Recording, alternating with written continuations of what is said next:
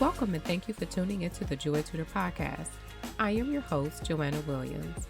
Together, we will unpack, learn, teach, and celebrate the journey of emerging entrepreneurs and courageous trailblazers. Let's dig in. Hey! How are you?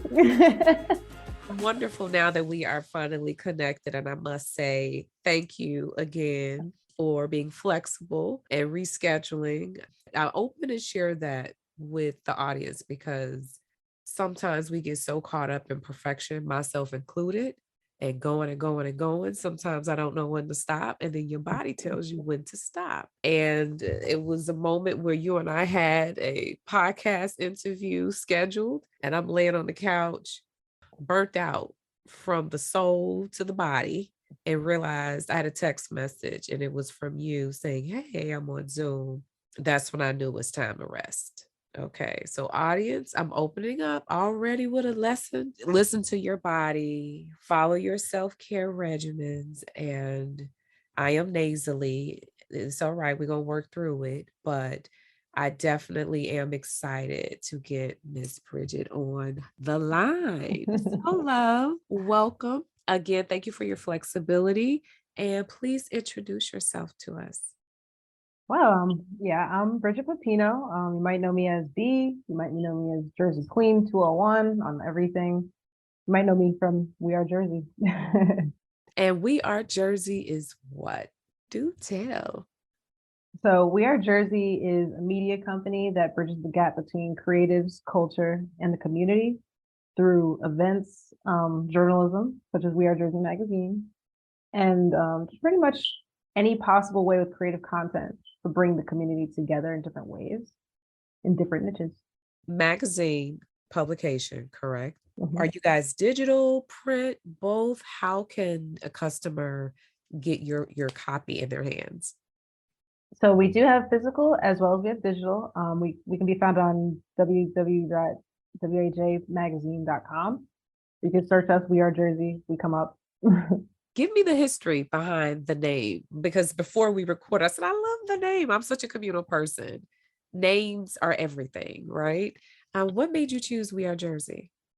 Yeah, so We Are Jersey, that came up by my business partner. His name is Daniel Banks. Pretty much because of the type of people me and him both are, we're not really, or originally I'll say, maybe I'll say he grew into being somebody who could be on the forefront more because people do see him on TikTok for being viral with his wife and his baby at this time. So at the time when we first started, we didn't like really being on the forefront. We liked putting other people, in the spotlight for their talent and, the opportunities and the things they had to offer. So pretty much we wanted to create something that was more so collective based and collective focused to give out the opportunity that people can be seen, way more and, get noted in their community for the things that they're doing. Can you elaborate on or give some examples of what someone who is within the community and an entertainer, what are some of the challenges that you're looking to resolve through your company? As an example, we offer numerous of services to help people brand, such as, graphic design and being able to create their promotional marketing materials, marketing, graphic design alongside the photography and videography for people who do need it for commercials or music videos. So, when it comes to putting yourself out there, we're here to really help you. So, we have a good amount of people on our team who have such great experience in different areas that can help guide you into the right direction. Sometimes businesses have trouble, being a small business, maybe let's say you're in Newark, and you maybe have a company that is a need, but people around you don't know about you. You know what I mean? Sometimes you don't have the time to just knock on every door or storefront and just sit there and introduce your name. We have solutions for that, but also at the same time, we create opportunities for that within our events where you can vend and you can sit there and communicate with all the guests that are there, or you can just, do marketing opportunities through our partners as well. We have a large range for people to be able to fit in. It's just depending on what you need and how we can help you and work with you, we're willing to help. What are some of the mistakes that you have seen that you would like to share and help someone avoid when it comes to vending?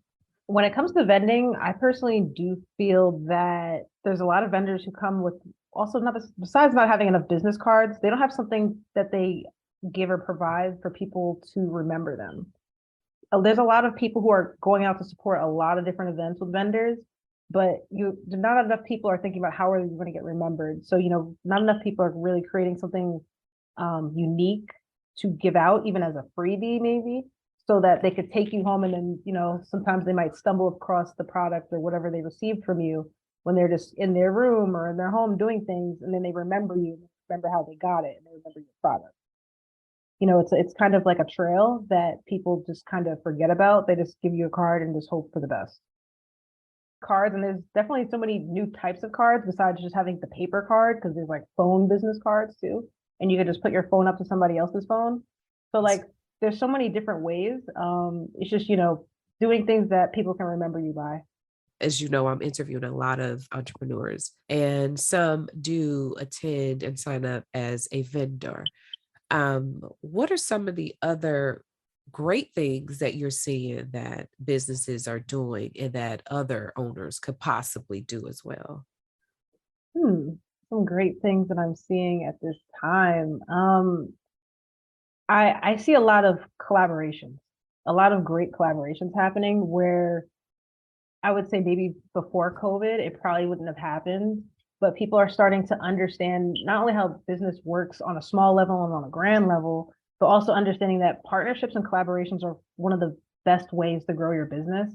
And by not doing that, you're kind of doing yourself a disservice because you're reliant on yourself. But if you can do good partnerships locally, you can create a buzz locally and then grow it further from there and gain more partnerships, more collaboration, and grow that way.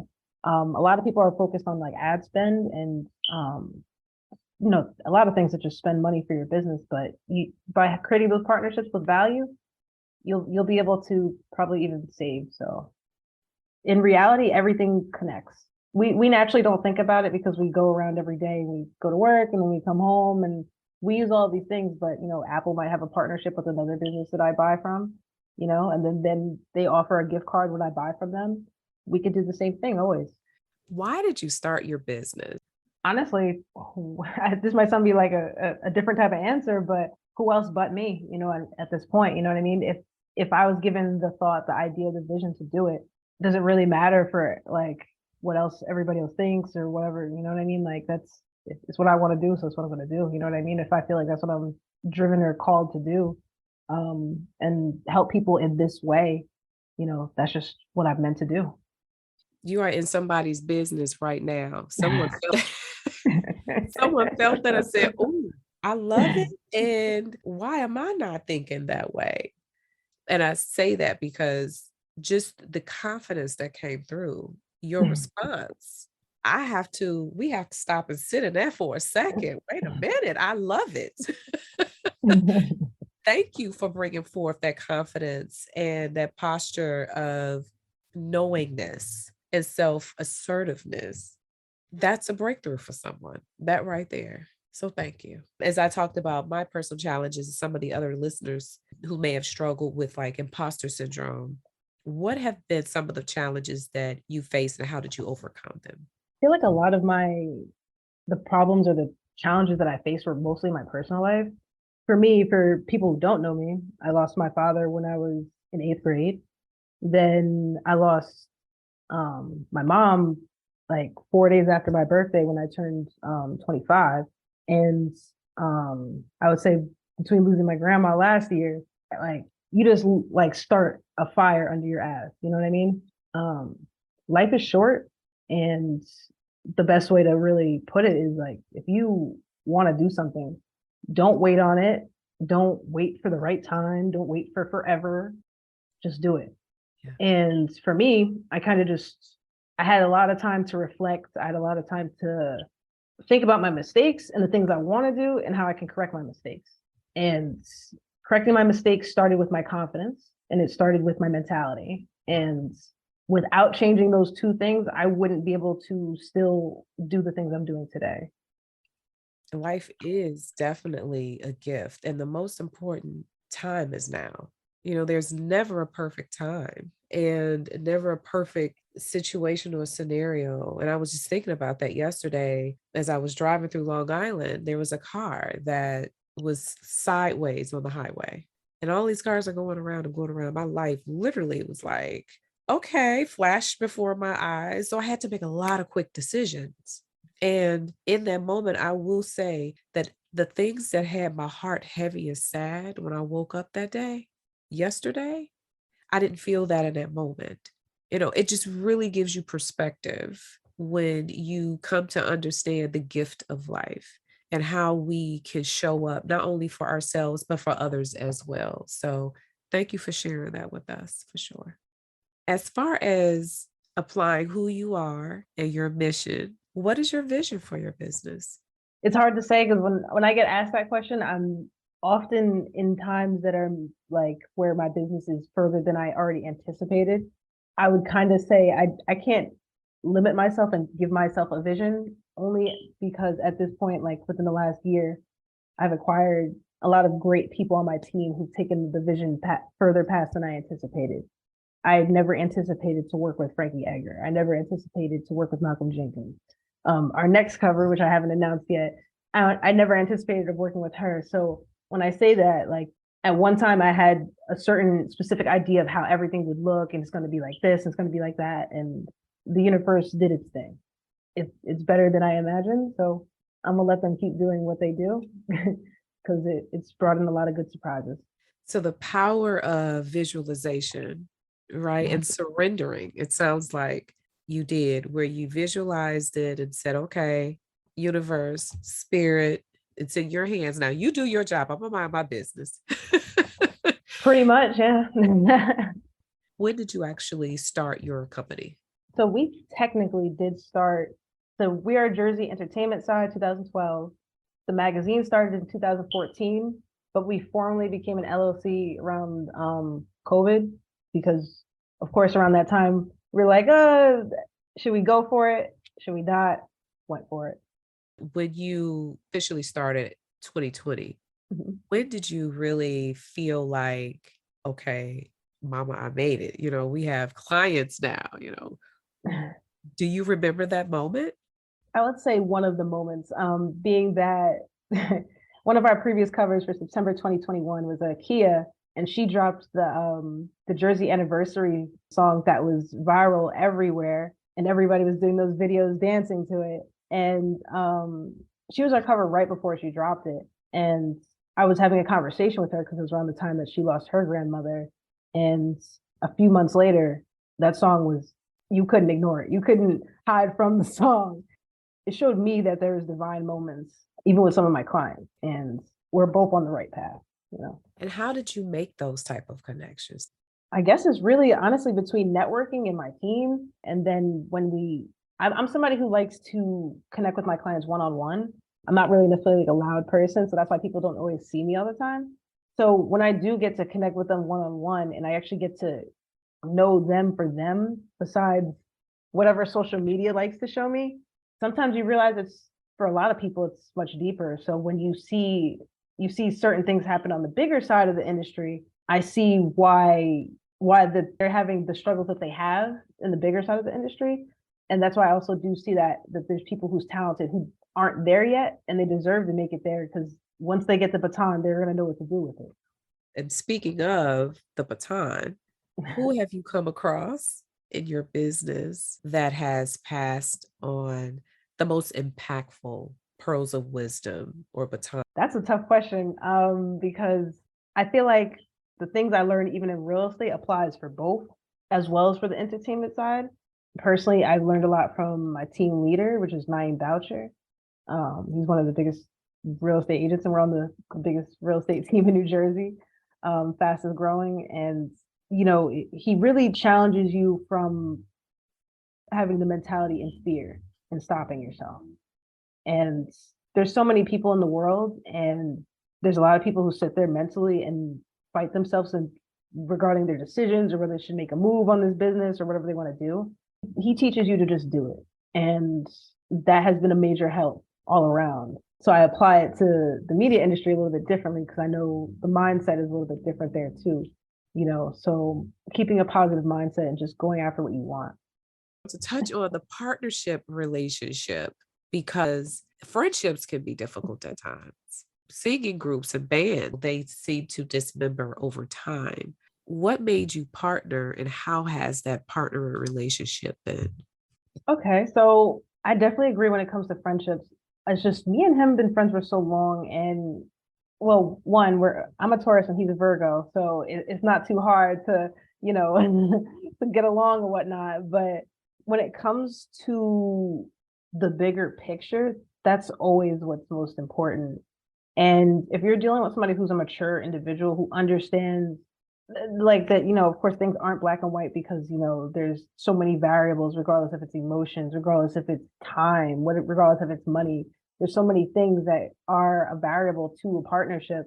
As long as you're willing to one, split the work and continue to focus on the bigger picture for the best for the business and the growth and the expansion, that has to be the core of the forefront when it comes to time in business. When it's time in friendship, it's time in friendship. Well, it sounds like you two have found a very nice, healthy balance in medium, which is awesome. What pearls of wisdom would you want to hang on to for your future self? I guess one of the things I would hold on to is realizing that I'm stronger than I thought in certain times. You don't realize it until you look back. But during, oh, it feels like hell. But otherwise it's really, you really have to keep pushing. And even if you have to break it down in your head mentally and just think of it as baby steps each time and go day by day, and then you'll see by the end of the month you did all of this, break it down how you need to. But the thing is, you have to keep going. It's rare to hear about Black publications and the promotion and just the impact within the community, which is another reason why I definitely was excited when I saw your application come through. What do you want to be remembered for within the community? Hopefully being one of the reasons that people don't give up in believing in kindness and genuine people. And we could definitely segue that into digging deeper as far as let's talk about the magazine. So who is an ideal candidate, to be featured in your magazine? What's the process? Okay. So the ideal candidates, people are creating a positive impact in some sort or way. I wish I could tell you who the next cover is, but I'm going to use her as an example so people could look out for her, but because she's been through a lot of things, and now she's a Grammy Award winning violinist that a lot of people are very familiar with. They wouldn't even know she lives in Jersey. I want people in the area who are creating a positive influence and doing good things in the community and utilizing their power for their utmost good. That's really the best way I could put it. It's really about you and your presentation and what you plan on doing. And one thing I really look out for is consistency. I want people who are serious about what they're doing. Like, if this is what you want to do, I hope I could reach out to you in 2 years and get an update because you should still be doing it. That's really the main type of people that we put inside.